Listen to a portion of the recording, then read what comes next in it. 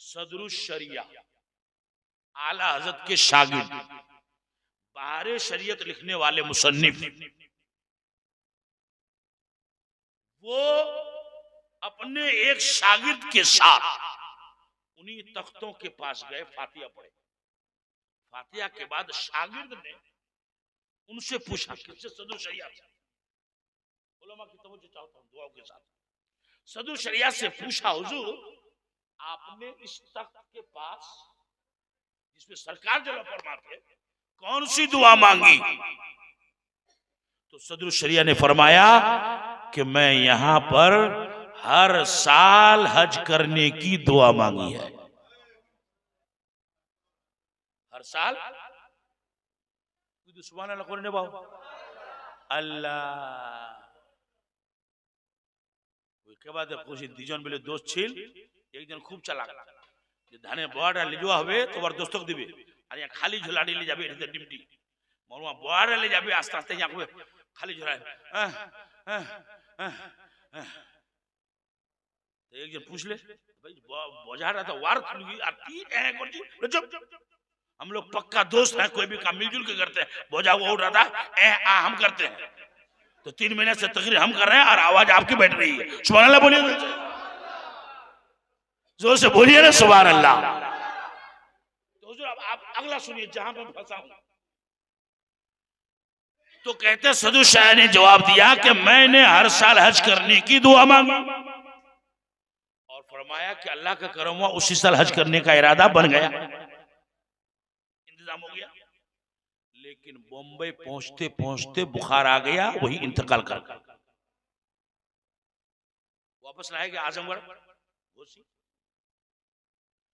अब लिखने वाले ने लिखा कि दुआ ऐसी कबूल हुई कि अगर वो हज करने जाते तो एक हज करके चले आते, मगर रास्ते में इंतकाल हुआ तो कयामत तक हर साल उनकी शक्ल में एक फरिश्ता हज करता रहेगा और उनको सवाब मिलता रहेगा।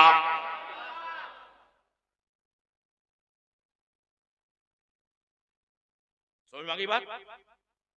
ये तो तकरीर वाला हो गया। अब आलेमाना तनकीदाना नजर कि ये सदरुश शरिया का पहला हज नहीं था, दूसरा हज था। पहला हज आपने बरेली में रहते हुए कर लिया था, और हज जिंदगी में एक बार फर्ज, बाकी जितना करेंगे वो नफल। और फतवा रज़विया चौथी जिल्द किताबुल हज में आला हजरत फरमाते हैं कि ये जो हाजी रास्ते में मर जाए या उम्रा करने वाला मर जाए या मर जाए, ये जो हदीस है ये सब हाजी के लिए नहीं है, बल्कि उसी साल हज फर्ज हुआ और उसी साल रवाना हुआ और मर गया, ये फजीलत उसके लिए। तो अगर ये बात है तो सदरुश शरिया का हज फर्ज तो पहले हो चुका था, तो फिर ये फजीलत उनको मिलेगी या नहीं? इसी में आगे मैं फंसा हूं। इतने में 10:15 बज गया। हमारे अजीज गिरामी टप्पू शरीफ ने कहा हुजूर चलिए। तो अब सवाल ये है, क्या नफली हज करने वाला मर जाए उसको भी ये सवाब,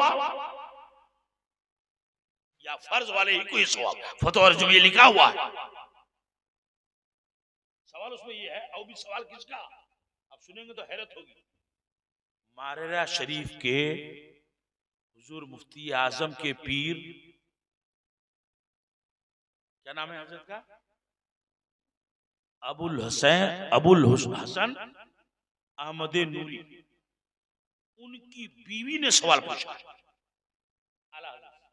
सवाल क्या पूछा कि हुजूर मैं अपने भतीजे को लेकर हज के लिए जाना चाहता हूं। अपने भतीजे, चूंकि एक मोहरिम होना जरूरी औरत के लिए, तो मैं ये चाहती हूं कि मैं अपने पीर के बदले हज करूं। उनका पीर आला हजरत का पीर एक ही सैयदी आले रसूल मारे रवि, मैं अपने पीर की तरफ से हज करूं, चूंकि मैंने अपना हज कर लिया है, बाप की तरफ से कर लिया है, माँ की तरफ से, शौहर की तरफ से कर लिया है। अब ये हज मैं अपने पीर की तरफ से करना चाहती हूं, लेकिन मसला ये फंस गया हुजूर। ये कौन कह रहे हैं? हजरत नूरी मियां की बीवी, कि मुझे पता चला कि मेरी माँ जो हज करने के लिए गई थी तो वो 8 तारीख को मीना में इंतकाल कर गई थी, हज नहीं कर पाई थी। तो उनका हज अदा हो गया या उनके बदले में मुझको हज बदल करना ही पड़ेगा? सवाल तो समझे कि मेरी माँ हज करने गई थी, मैं हज नहीं कर पाया, रास्ते में मर गई मीना में, तो क्या उन पर हज फर्ज बाकी रह गया? अगर बाकी रह गया तो उनकी तरफ से मुझको हज करना होगा, और अगर उनका हज अदा हो गया तो मैं अपने पीर की तरफ से हज करूं। तो आला हजरत ने जवाब लिखा कि अगर आपकी मां पर उसी साल हज फर्ज हुआ था, उससे पहले फर्ज नहीं हुआ था, इतना पैसा ही नहीं था, उसी साल हज फर्ज हुआ और उसी साल वो चली गई और इंतकाल कर गई, तो उनका हज अदा हो गया, और ऐसा अदा हुआ कि कयामत तक उसका हज का सवाब मिलता रहेगा। और अगर पहले हज फर्ज हो चुका था, कई साल बाद वो गई है, तो उनका हज अदा नहीं हुआ, उनके जिम्मे में कज़ा बाकी रहा।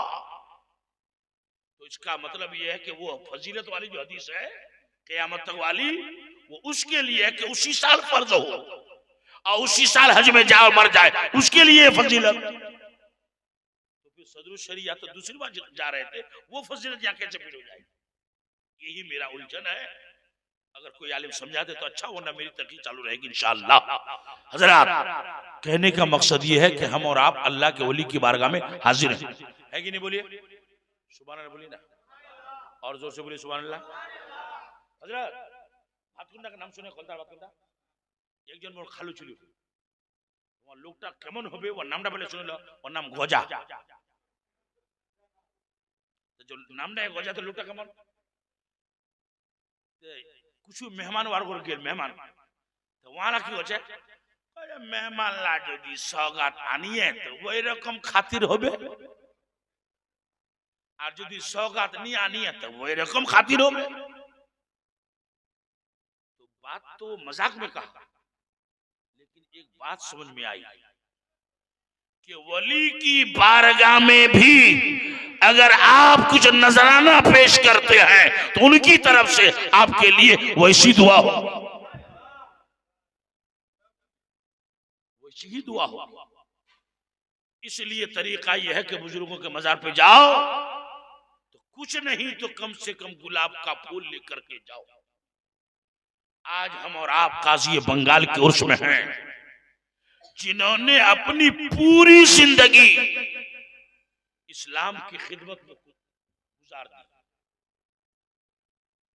और आपके पैदा किए हुए, पैदा का मतलब वो पैदा नहीं किया बल्कि पढ़ाए हुए कितने शागिर्द आज आलिम, अल्लामा, मुफ्ती बने हुए हैं। तो उनके इस उर्स